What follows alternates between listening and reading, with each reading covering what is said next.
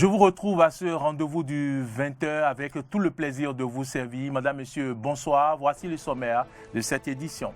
Le ministère de la décentralisation et de la gouvernance locale a pris l'initiative de faire vacciner les agents du dit ministère et ceux des structures placées sous sa tutelle. Vous suivrez le compte-rendu réalisé à ce propos dans ce journal. Les aspirants des enseignements maternels, primaires et secondaires sont mécontents. Pour le faire savoir, ils ont décrété depuis lundi dernier une semaine d'alerte. Vous suivrez dans ce journal le délégué de l'Union nationale des aspirants du Bénin et Paterne Couton, aspirant aux primaires. Hors de nos frontières, la junte au Soudan sur le coup de sanctions économiques, une décision de la communauté internationale après le coup d'État militaire du lundi qui a fait tomber le Premier ministre soudanais. Voilà pour le sommaire.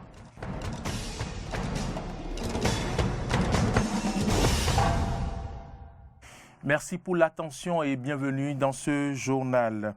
Nous ouvrons cette édition par le ministère de la décentralisation et de la gouvernance locale qui a accueilli ce matin une équipe de vaccination contre la COVID-19.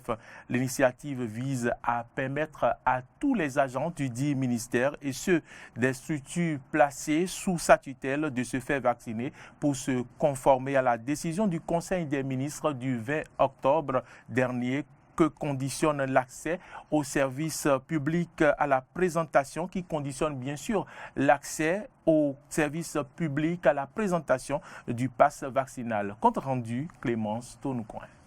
La journée n'a pas été de tout repos pour l'équipe de vaccination dépêchée au ministère de la décentralisation et de la gouvernance locale ce jeudi matin. Agents du ministère et ceux des structures sous tutelle du ministère non encore vaccinés étaient mobilisés pour la vaccination. Après avoir reçu la dose du vaccin de leur choix, quelques agents nous parlent de leur motivation. La communication du gouvernement, notre DG a fait d'urgence pour que tous ces agents sous tutelle de la SOGIMA puissent se rendre pour se faire vacciner. Vous n'êtes pas obligé, toujours est-il que c'est une pandémie mondiale. Il faut quand même se rendre disponible pour la vaccination. Ça s'est très bien passé et c'est très intéressant. Au début, j'avais peur, c'est à cause de la peur. Mais maintenant, je vois que pour nous protéger, malgré les gestes barrières, qu'il faille sortir massivement pour venir se protéger et puis protéger aussi les autres aussi. Je me suis vacciné, je viens de finir. J'ai été courageux, je ne vais pas mentir. Mais au début, j'avais un peu peur, mais ça va. Il y avait plus de peur que de mal. J'ai beaucoup réfléchi avant, j'ai beaucoup hésité aussi. Et avec le conseil du médecin et d'un proche qui est dans le gouvernement, et puis je me suis décidé à venir ce matin. Ne faisant plus partie des sceptiques, ils invitent tous ceux qui hésitent encore à faire le bon geste.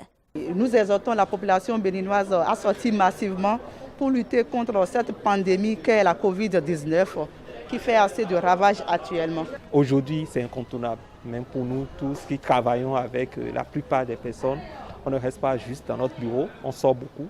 Donc je les exhorte vraiment. Il y a plus de peur que de mal et venez le faire et ça va beaucoup vous aider. Chaque ministère de la République va recevoir l'équipe de vaccination selon un chronogramme qui couvre la période du 28 octobre au 8 novembre prochain. Vous le savez, l'accès aux services publics au Bénin est désormais conditionné à la présentation du pass vaccinal. Une décision issue du Conseil des ministres du 20 octobre dernier. Que pensent les citoyens béninois de cette mesure déjà en application dans les administrations concernées? Réponse dans ces propos recueillis par Samson Oké. On n'a qu'à respecter la décision gouvernementale parce que personne n'est au-dessus de la loi. Le gouvernement dit qu'on doit forcément vacciner avant d'avoir accès à la mairie et autres. Donc, la population n'a qu'à faire autrement pour se vacciner afin d'avoir accès à la mairie et autres. Vous voyez, non? Donc, on ne peut pas opposer à la décision gouvernementale. Moi, je trouve là une façon d'obliger la population à se vacciner. Ça, c'est pour nous obliger à se vacciner, d'autant plus qu'eux-mêmes, ils ont dit que ce n'est pas obligatoire. Ils devaient nous laisser, on ne devait pas nous imposer ça avant d'avoir accès à nos papiers dans les administrations et ses consorts. Si ce n'est pas obligatoire, on nous laisse le libre choix d'aller se vacciner ou pas. On ne peut pas nous demander d'avoir ça obligatoirement avant d'aller faire les papiers dans les administrations et ses consorts. Moi, je ne trouve pas ça logique, sincèrement. Je remercie la décision que le gouvernement a fait sortir. Tu sais, quand on parle de Covid, Covid n'est pas une maladie petite qu'on va commencer à rire. La Covid qu'on parle là, c'est une maladie très très dangereuse. Et Dieu merci qu'ils ont fait quelque chose qu'on appelle vaccin. Et quand tu fais ce vaccin-là, tu peux avoir, mais tu ne peux rien te faire. C'est une chance. Et d'abord, je remercie tous les laboratoires qui ont fait ce vaccin-là. Et je lui donne encore de courage. Maintenant, le gouvernement a dit, quand tu ne fais pas, tu ne peux pas rentrer. Ah, c'est une très bonne décision. Hein. Moi, j'ai fait. Ma femme a fait. Moi, j'ai fait les deux. J'ai fait pour la Chine. Ma femme a fait Johnson. Tu sais, c'est une très bonne chose. L'Union des professionnels des médias du Bénin, UPMB, a procédé ce matin à Cotonou à la validation de la plateforme numérique de formation des acteurs des médias. C'est à travers un atelier financé par l'Union européenne. Clémence Tonoucoin nous fait ici le compte rendu. Suivez plutôt. Le présent atelier, qui regroupe plus d'une cinquantaine de professionnels des médias, vise à présenter le projet de la plateforme numérique de formation des acteurs des médias du Bénin. Les travaux vont constituer à recueillir les avis des participants sur la conception de la plateforme et les propositions de son contenu élaborées par un expert média. À travers cette initiative, l'Union des professionnels des médias du Bénin, UPMB, entend répondre à un besoin de formation. Cette plateforme est conçue sous un modèle de e-learning offrant aux acteurs des médias, quelle que soit leur catégorie professionnelle, je veux citer la presse écrite, la radio et la télévision, d'y accéder et de se faire former, qu'importe leur situation géographique. Pour l'heure, la plateforme est encore à l'étape de conception et notre activité de ce jour nous permettra de recueillir vos avis, vos suggestions et recommandations en vue de son amélioration. La vice-présidente de la Haute Autorité de l'Audiovisuel et de la Communication AC, représentant le président, a présenté quelques avantages de la plateforme. La plateforme numérique offre une autonomisation et une responsabilisation de tout acteur engagé avec plusieurs pôles de valeur ajoutés. La convivialité connue au TIC est la seule libre de l'acteur où qu'il se trouve. La flexibilité du rythme d'apprentissage. La réduction des risques sécuritaires liés au trafic est évidente aussi. L'Union européenne, partenaire de l'activité, reste convaincue que la plateforme va permettre aux professionnels des médias du Bénin d'améliorer leurs prestations. En accompagnant ce projet, l'Union européenne offre aux acteurs des médias l'opportunité de disposer d'une plateforme de formation riche en modules et qualités avec différents contenus, vidéo, audio, écrit, destinés aux acteurs des médias, toutes catégories professionnelles confondues. Ils pourront s'en servir toutes les fois qu'ils seront dans le besoin pour acquérir de nouvelles connaissances et améliorer la qualité de leur travail au quotidien. La plateforme, une fois validée, va être un outil d'information et de formation destiné à rehausser le niveau de professionnalisme au sein de la corporation.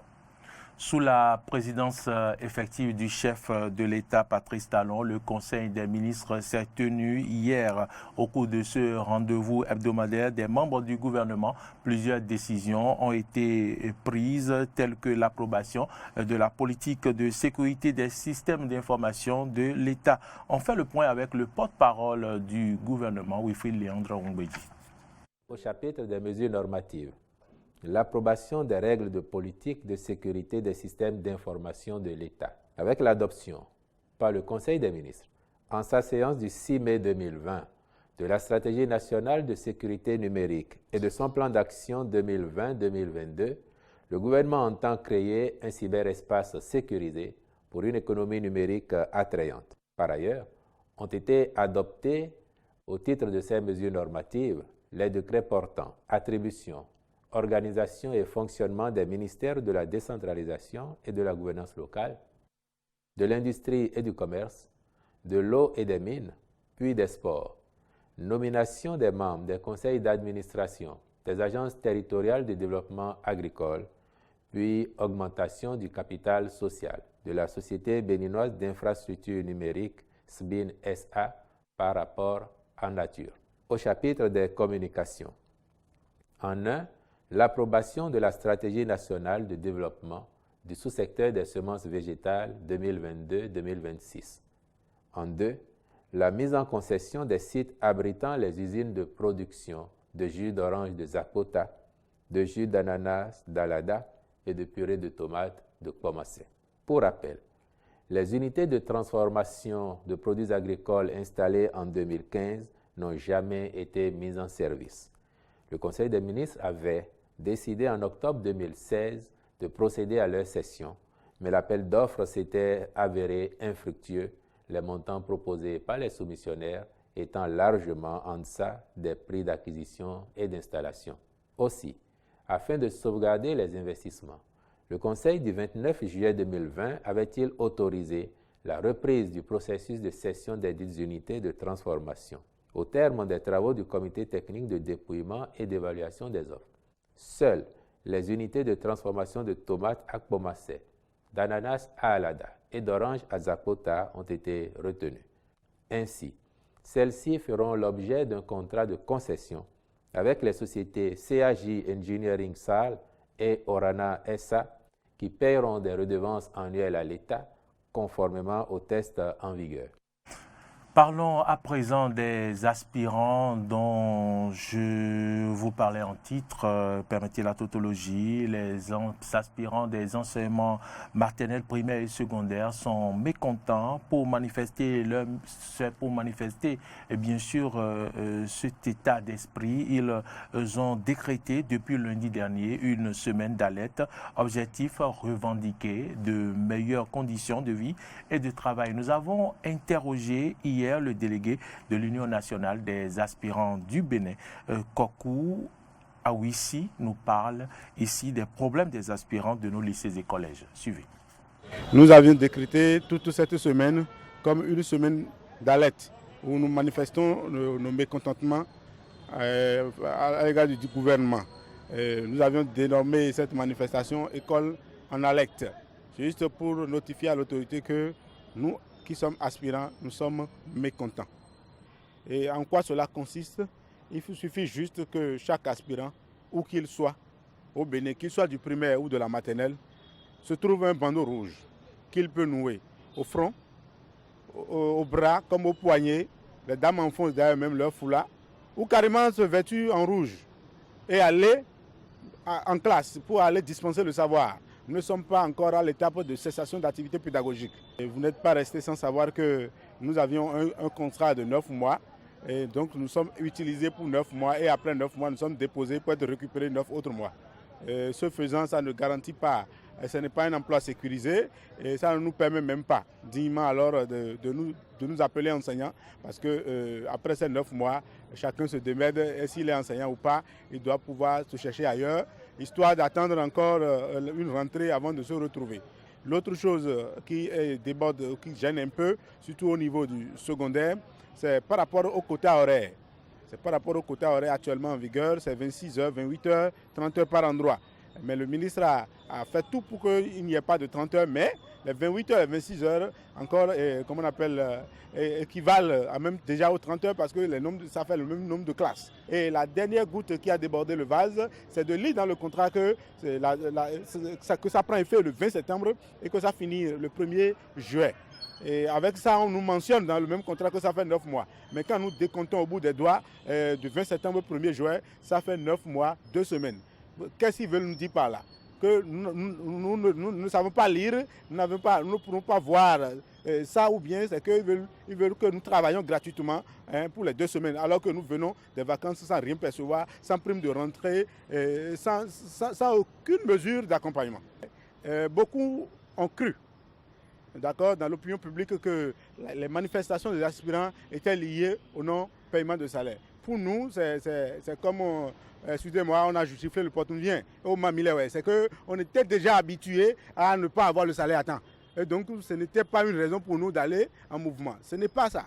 Mais quand même, l'autorité, je crois le ministre de l'enseignement secondaire, s'est assuré que le salaire est déjà positionné avant même de nous recevoir hier. Au niveau de la maternelle et du primaire, les motifs de mécontentement sont pratiquement les mêmes, mais des démarches sont en cours afin que des solutions soient trouvées, nous a confié Paterne Couton, aspirant au primaire, que nous vous invitons plutôt à suivre au micro de Clémence Tonoucoin.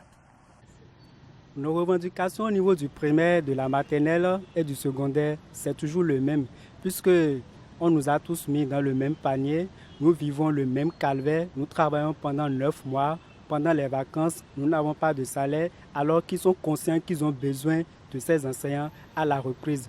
Nous commençons la rentrée comme ça, sans prime de rentrée, sans rien, et difficilement les collègues vont à l'école.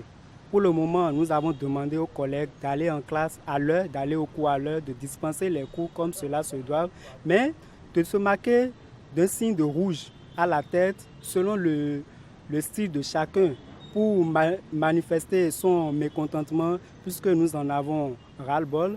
Et nous avons déposé déjà ce matin une demande d'audience auprès de notre ministre de tutelle et nous espérons vivement qu'il nous appelle pour nous recevoir. Mais notre problème n'est pas de nous recevoir et de nous faire parler des mots doux. Hors du Bénin, la junte au Soudan sur le coup de sanctions économiques, une décision de la communauté internationale après le coup d'État militaire du lundi et qui a fait tomber le Premier ministre soudanais. Suivez ici les commentaires de nos confrères de RT France. Des barricades de fortune et des chants de révolte en réponse au putsch de lundi et à la répression militaire qui a fait au moins 7 morts et 140 blessés. La situation tendue dans le pays a poussé la communauté internationale à prendre des mesures de rétorsion. Ce mercredi, l'Union africaine a mis ses menaces à exécution et suspend désormais toutes ses activités avec le Soudan jusqu'à la restauration de l'autorité de transition dirigée par des civils. Un moyen de faire pression économiquement sur la junte qui ne doit cependant pas se faire au détriment du peuple. Certaines délégations ont exprimé leurs inquiétudes quant à ce qui se passe actuellement au Soudan. Nous comprenons leurs préoccupations et nous réitérons la nécessité pour la communauté internationale et plus particulièrement pour le Conseil de sécurité de continuer à apporter son soutien au peuple soudanais en ce moment très important qui est un moment charnière afin de rapprocher les positions des différentes composantes soudanaises, civiles ou militaires.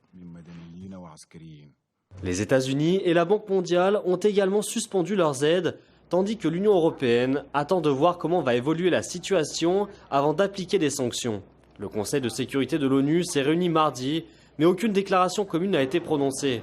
Le président du Conseil espère que les Nations Unies tireront les leçons de l'échec de ces négociations. L'incapacité du Conseil de sécurité à faire une déclaration à ce sujet, jusqu'à présent, est une indication que la façon dont le Conseil de sécurité et le Conseil de paix et de sécurité de l'Union africaine travaillent ensemble pourrait être améliorée et renforcée. J'espère sincèrement que le Conseil de sécurité interprétera cette démarche du Conseil de paix et de sécurité comme un défi au Conseil de sécurité pour se montrer à la hauteur. En attendant, les arrestations se poursuivent. Des figures de la société civile, des militants ou des journalistes sont détenus dans des lieux inconnus. Quant au Premier ministre Abdallah Hamdok, arrêté par les forces putschistes, il n'est toujours pas libre de ses mouvements, selon l'émissaire onusien qu'il a rencontré hier. Et malgré la répression que lui oppose l'armée, le peuple continue de se battre pour la libération des opposants et appelle à une grande manifestation samedi afin de réclamer le transfert complet du pouvoir aux civils. Fermeture de tous les services non essentiels à Moscou à partir d'aujourd'hui jusqu'au 7 novembre. Une mesure adoptée par les autorités pour lutter contre la pandémie de la Covid-19 qui a battu de nouveaux records hier et aujourd'hui en Russie. Hier, avec plus de 36 500 nouveaux cas de contamination et 1123 décès en 24 heures. Suivez. La semaine chômée annoncée par Vladimir Poutine commencera le 30 octobre pour s'achever le 7 novembre dans la plupart des régions de la Fédération. Dans la capitale russe, principal foyer de l'épidémie, c'est dès aujourd'hui que les habitants ne peuvent plus se rendre sur leur lieu de travail, à l'exception du personnel essentiel. Les jardins d'enfants et les écoles sont fermés sur la même période et les établissements d'enseignement supérieur assurent les cours à distance. Les restaurants et cafés ne sont ouverts que pour la vente à emporter et les livraisons à domicile. Les centres commerciaux, cinémas, salles de concert et salles de sport sont également fermés, tandis que les théâtres et les musées ne peuvent être remplis qu'à 50% de leur capacité et n'accueillir que des visiteurs munis d'un code QR. Par ailleurs, depuis le 25 octobre et jusqu'au 25 février 2022, les moscovites âgés de plus de 60 ans, ceux souffrant de maladies chroniques et ceux qui n'ont pas d'anticorps contre le Covid doivent se confiner. Les entreprises ont par ailleurs l'obligation de faire passer en télétravail au moins 30% de leurs employés non vaccinés. En plus d'encourager la vaccination à l'intérieur de ses frontières, la Russie poursuit ses efforts pour faciliter l'accès à ces vaccins à l'étranger. La Russie cherche à apporter une contribution réelle à la résolution du problème d'un accès libre et sans discrimination aux vaccins contre le Covid-19 pour les citoyens de tous les États. Nous prônons l'élaboration d'une procédure de reconnaissance mutuelle des certificats de vaccination, sans laquelle il est presque impossible d'assurer dans les conditions actuelles la libre circulation de nos citoyens dans les régions. Les vaccins russes, avant tout Sputnik V, ont été approuvés dans 70 pays et sont fournis dans plus de 50 pays. Nous sommes reconnaissants à de nombreux partenaires de la région Asie-Pacifique pour le travail conjoint de localisation de la production de vaccins. Nous allons continuer à fournir des systèmes de tests russes et des agents pour le diagnostic du Covid, y compris gratuitement. Le président russe souhaite qu'une procédure de reconnaissance mutuelle des certificats de vaccination soit prochainement lancée entre la Russie et l'Union européenne, où le vaccin russe Sputnik V tarde à être homologué. Mesdames, Messieurs, c'est ici que se referme cette édition. Merci à tous ceux qui nous ont suivis. Bonne suite de nos programmes et à demain.